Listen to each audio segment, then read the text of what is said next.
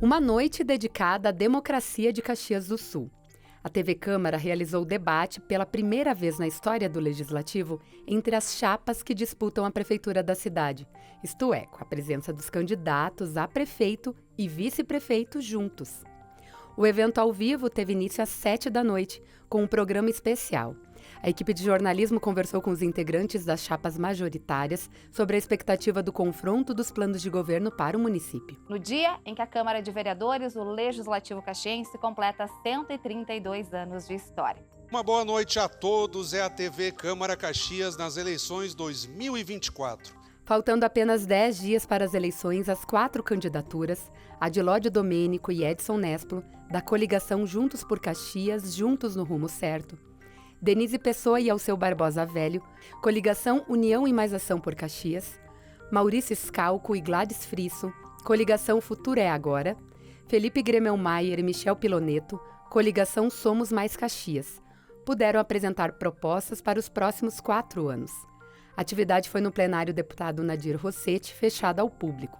As regras foram definidas em reunião prévia com as coordenações das campanhas. O debate teve 5 blocos. O primeiro bloco foi dedicado aos candidatos a prefeito de Caxias do Sul, que puderam fazer perguntas livres entre si e responderem perguntas da comunidade gravadas pela produção.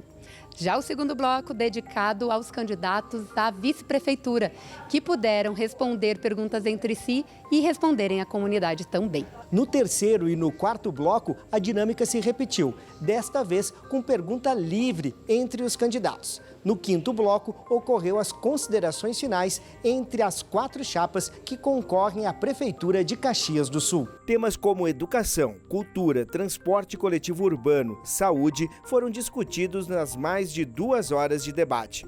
A mediação dos trabalhos ficou por conta do jornalista Fábio Rauch, servidor público da casa.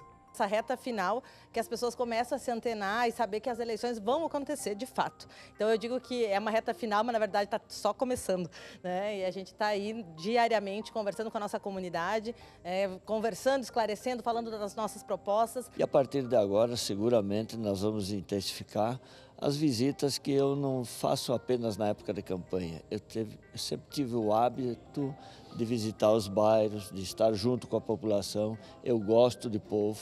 Eu me sinto bem no meio do povo. Nós temos conversado muito com Caxias do Sul, mostrado aquilo que a gente pensa sobre a cidade e a gente apresentou um pouco aqui hoje nesse debate da TV Câmara o que a gente imagina de Caxias, da Caxias do futuro, né, de um projeto que foi interrompido lá atrás e que nós queremos retomar a partir de 2025.